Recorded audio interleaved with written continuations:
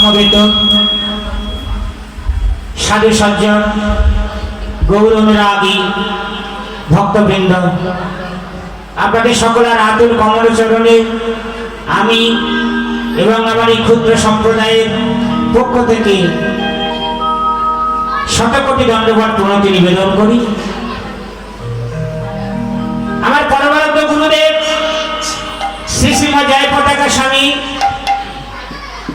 যার আশীর্বাদ কৃপায় আমার এই অজ্ঞানের হৃদয়তে জ্ঞানের প্রদীপ প্রজ্বলিত হয়েছে, আমার সেই আধ্যাত্মিক পিতা তার চরণ কমলে আমি আমার প্রণতি নিবেদন করি। তদন্তর আন্তর্জাতিক কৃষ্ণ ভাবনামৃত সংঘের প্রতিষ্ঠাতা আচার্য কৃষ্ণ কৃপার শ্রীমূর্তি অভয়চরণ আরবিন্দ ভক্তি বেদান্ত স্বামী শ্রীল প্রভুপাদ, যিনি সারা বিশ্ব জুড়ে কৃষ্ণ ভাবনামৃত আন্দোলনে প্রচারিত করেছেন, তারা শ্রীচরণে আমি আমার কোটি কোটি দণ্ডবত প্রণতি নিবেদন করি।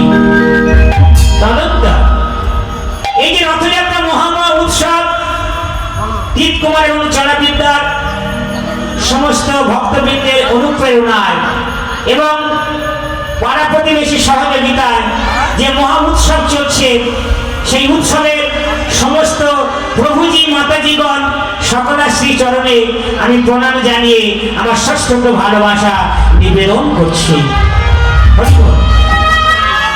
জয় জয় জগন্নাথ দেব কি, জয় জয় বলদেব কি, জয় জয় সুভদ্রা মাইয়া কি,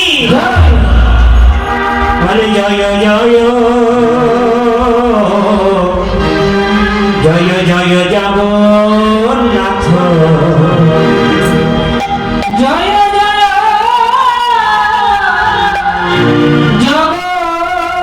জগন্নাথ,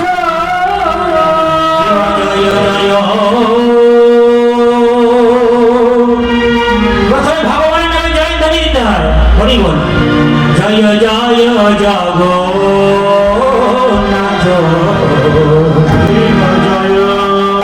জয় জগন্নাথ, শচী নন্দন, জয় জগন্নাথ, আমার শচী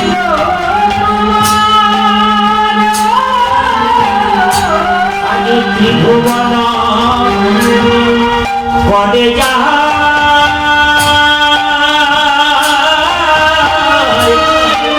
চরণ বন্দন,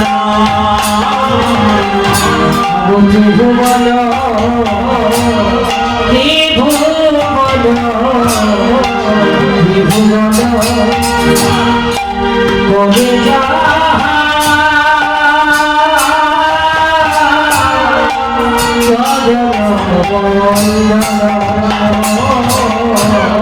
ত্রিভুবন, ত্রিভুবন বলতে স্বর্গ, মর্ত আর পাতাল। ত্রিভুবন ও ত্রিভুবন, ত্রিভুবন ত্রিভুবন ত্রিভুবনে চরণ বন্দন, ত্রিভুবন ত্রিভুবন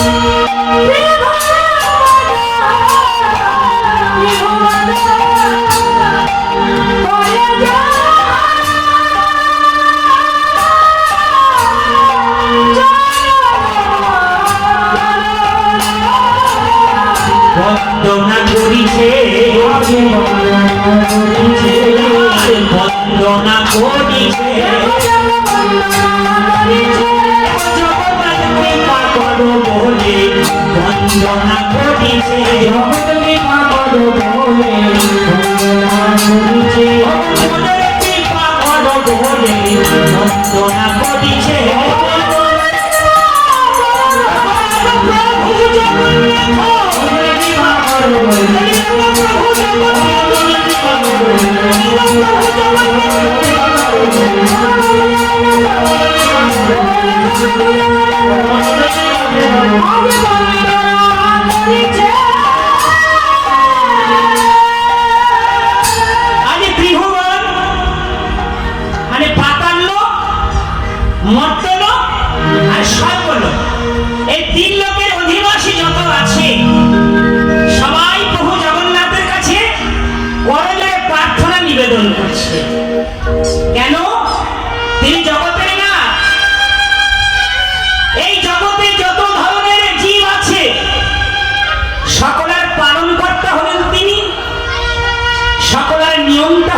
তিনি।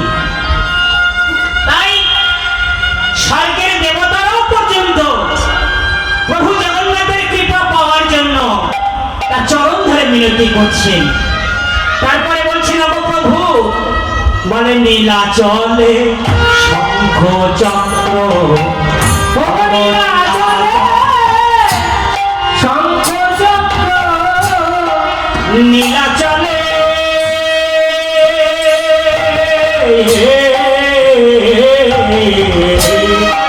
নীলাচলে শঙ্খ চক্র, নীলাচলে শঙ্খ চক্র, তুমি গহনা পদিম ধর, নীলাচলে শঙ্খ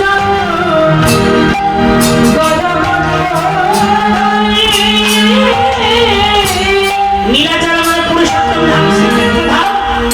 সেখানে তিনি শঙ্খচক্রে গদা পদ্মধারী নারায়ণ। আবার সেই জগন্নাথ নবদ্বীপে কেমন? আরে নদিয়া নগরে ঘট দণ্ড কমণ্ডলা,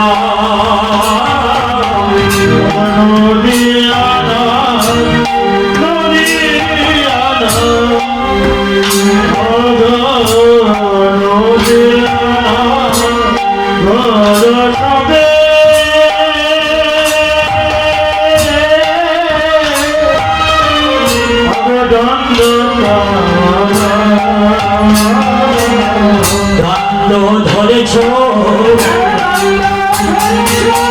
দণ্ড ধরেছ, শঙ্খচক্র ছেড়ে দিয়ে দণ্ড ধরেছ,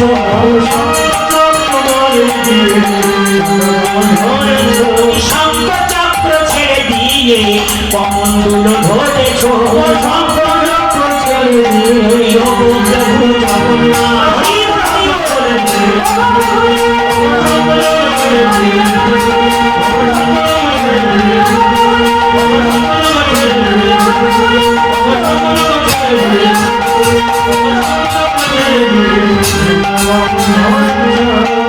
নদিয়া নগরে ঘট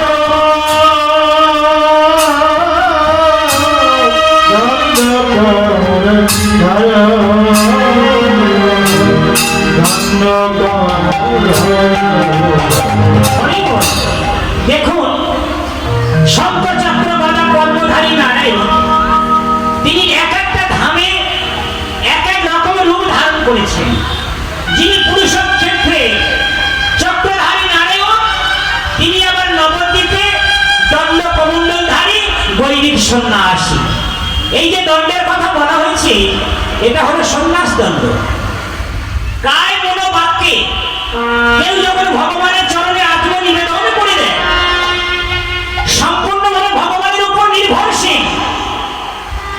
কায় মানে দেহ, দেহের যত অঙ্গ প্রত্যঙ্গ আছে, চক্ষু, কর্ণ, নাসিকা, জিহ্বা, ত্বক, বাক, পানি, পাদ, পায়ু, উপস্থ আর মন, সর্ব ইন্দ্রিয় দিয়ে যিনি ভগবানের সেবা করেন তিনি সন্ন্যাস হওয়ার যোগ্য। আর মন, মন বড় চঞ্চল গোমা, হরিবল। এখানে বসে হয়তো হরিনাম শুনছে, কিন্তু মন পড়ে আছে অন্য জায়গা। চঞ্চল মতি কৃষ্ণ ভক্তিতে অনেক বাধার সৃষ্টি করে। তাই মন যখন সম্পূর্ণভাবে ভগবানের সেবায় যুক্ত হবে, হে জগন্নাথ, তুমি ছাড়া আমার আর কেউ নেই, তুমি জগতের পালক, তুমি জগতের ধারক,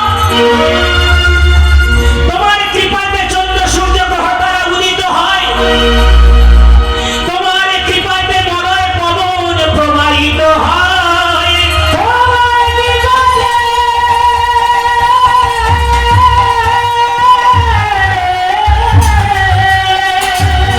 আয় হে প্রভু জগন্নাথ, তুমি কৃপা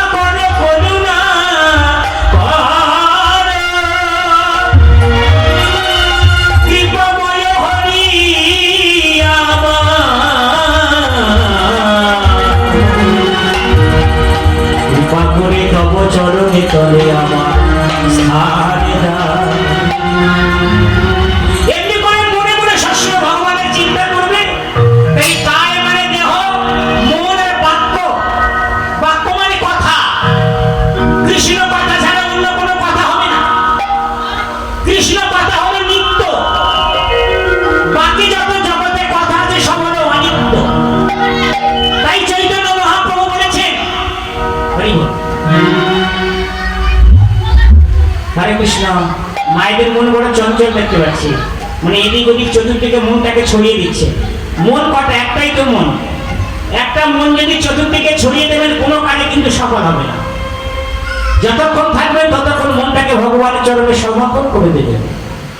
তাই গীতায় ভগবান অর্জুন কথা কথা হচ্ছে, অর্জুন বলছে প্রভু চঞ্চল হি মন কৃষ্ণ, হে কৃষ্ণ মন বড় চঞ্চল।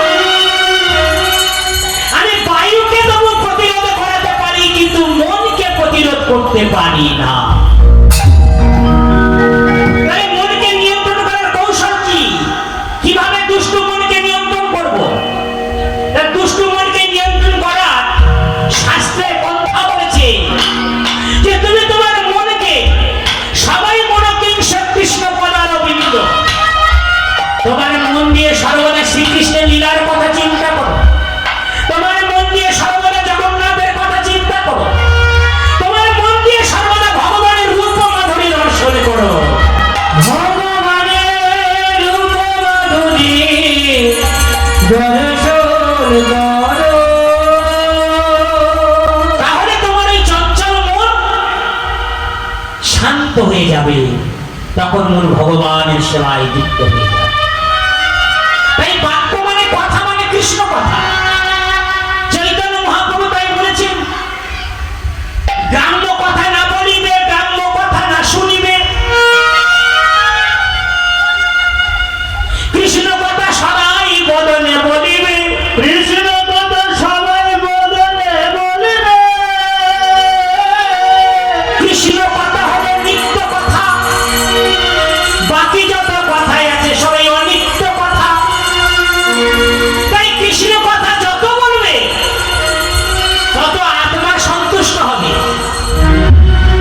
আপনার শরীরের মধ্যে যে ভগবান আছে, আপনি কৃষ্ণ কথা বললে, কৃষ্ণ কথা শুনলে আত্মা সন্তুষ্ট হবে। আরে কৃষ্ণ কই অন্য কথা বললে? কৃষ্ণ কথা ছাড়া জগতে অনেক কথা আছে, সারাদিনে আমরা সেই মন্ত্র অনেক বলি, কিন্তু কৃষ্ণ কথা বহির্মুখী কথা যত বলবেন আত্মা তত অসন্তুষ্ট হবে, মন তত চঞ্চল হয়ে যাবে। হরি হরি হরি।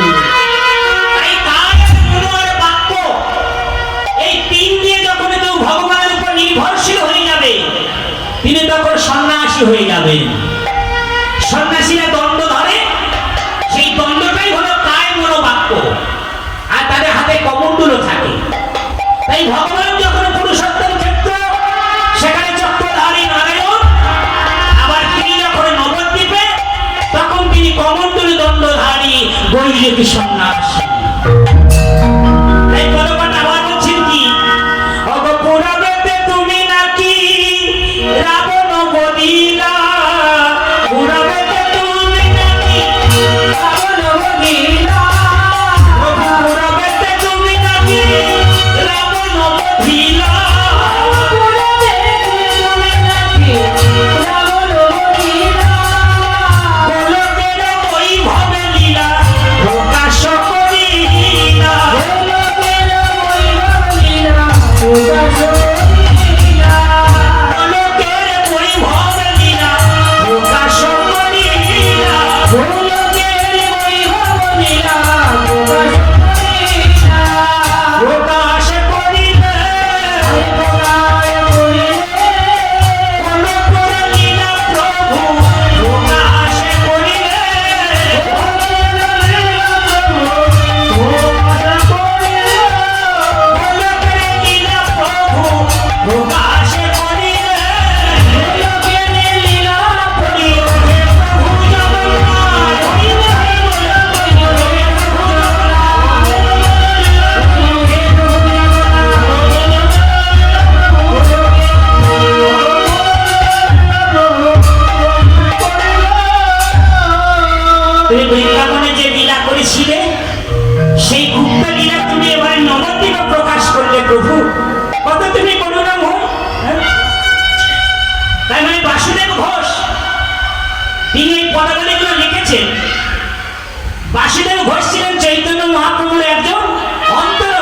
ভক্ত। কাজে মহাজন মানে ভগবানের কথা লিখেছে, তারা ভগবানের সঙ্গে লীলা করেছে আর কলম ধরে লিখেছে।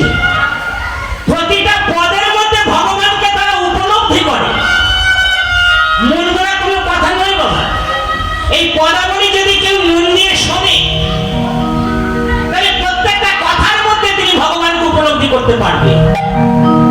সেই জন্য শাস্ত্র বলেছে মহাজন যেন গতস পন্থা। মহাজন মানে যে পথের সন্ধান দিয়েছে, মহাজন মানে যেভাবে আমাদের ভজন পদ্ধতি ভজন প্রণালী দিয়েছে, আমাদের সেই পদ্ধতি সেই প্রণালীতে ভজন করে দিতে হবে।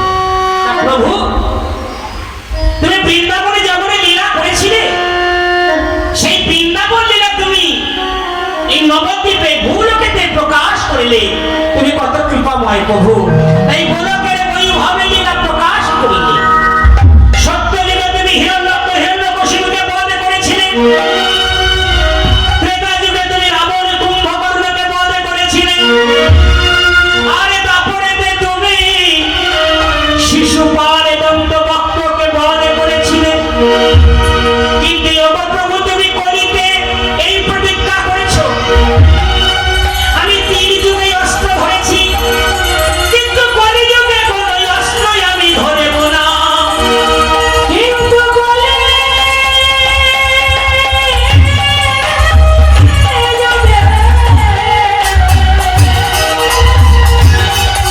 এই কলিযুগে আমি অস্ত্র ধরিব না।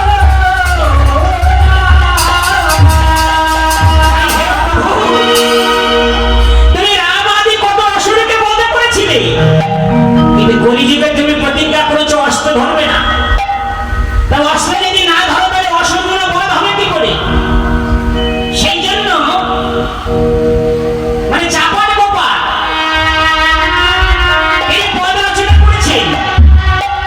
রাম আদি অবতারে, রাম আদি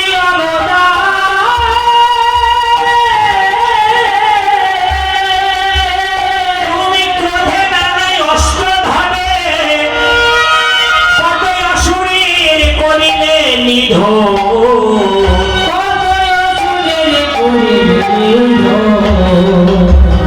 কলিযুগে অস্ত্র না ধরিবে, প্রাণে কারোর না মারিবে, চিত্ত শুদ্ধি করিলে